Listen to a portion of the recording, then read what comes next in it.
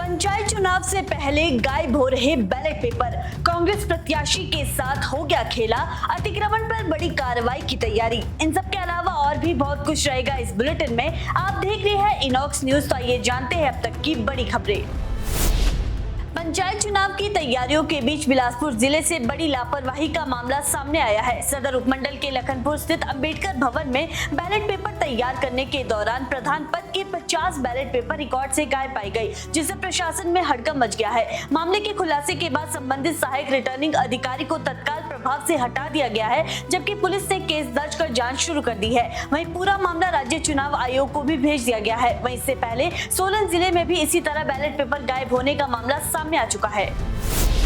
हिमाचल प्रदेश में स्कूली बच्चों के बस्तों का बोझ कम करने के लिए शिक्षा विभाग ने बड़ा फैसला लिया है। नए निर्देशों के अनुसार अब किसी भी छात्र के स्कूल बैग का वजन उसके शरीर के वजन के 10% से अधिक नहीं होगा। यह नियम प्रदेश के सभी सरकारी और निजी स्कूलों पर समान रूप से लागू रहेगा। वहीं शिक्षा विभाग ने स्कूलों को निर्देश दिए है कि केवल NCERT की मानक किताबें ही पढ़ाई जाए, ताकि निजी प्रकाशकों की भारी भरकम किताबों पर रोक लग सके। नियमों का उल्लंघन करने वाले स्कूलों पर सख्त कार्रवाई की चेतावनी भी दी गई है।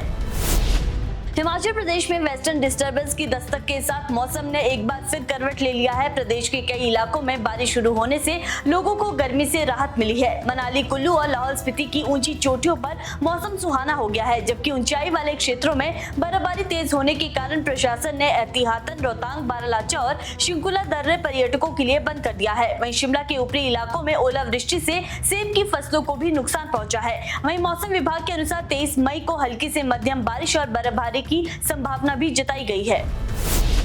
हिमाचल प्रदेश हाईकोर्ट द्वारा भर्ती एवं सरकारी कर्मचारी सेवा शर्तें अधिनियम 2024 को रद्द किए जाने के बाद राज्य में प्रशासनिक हलचल तेज हो गई है। अदालत के फैसले के बाद सरकार ने अनुबंध सेवा काल को नियमित सेवा में जोड़ने, वरिष्ठता वेतन निर्धारण और अन्य सेवा लाभों से जुड़े सभी मामलों की समीक्षा शुरू कर दी है। सरकार ने सभी विभागों से ऐसे मामलों का पूरा रिकॉर्ड तलब किया है जो और शिक्षा विभाग को ये जानकारी 2 दिनों के भीतर उपलब्ध करवाने के निर्देश भी दिए हैं। सरकार ये भी आकलन कर रही है कि कितने मामलों में लाभ दिया जा चुका है, कितने लंबित है और भविष्य में इसका वित्तीय और प्रशासनिक असर क्या होगा।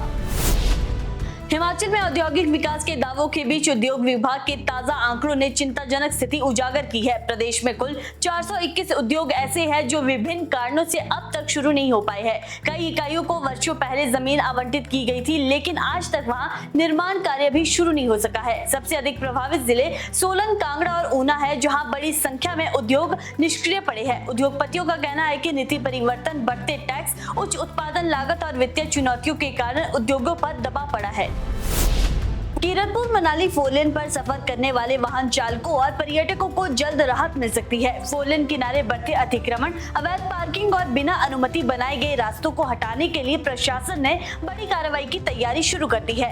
NHAI ने मंडी, कुल्लू और बिलासपुर जिलों के उपायुक्तों को पत्र लिखकर संयुक्त अभियान चलाने का आग्रह किया है। पंचायत चुनाव के बाद SDM के नेतृत्व में राजस्व, पुलिस और NHAI की संयुक्त टीमें निरीक्षण कर अवैध कब्जों को चिन्हित करेगी और उन्हें हटाया जाएगा। वहीं प्रशासन अब हाईकोर्ट के निर्देशों और NHAI की रिपोर्ट के आधार पर सख्त कार्रवाई की तैयारी में है।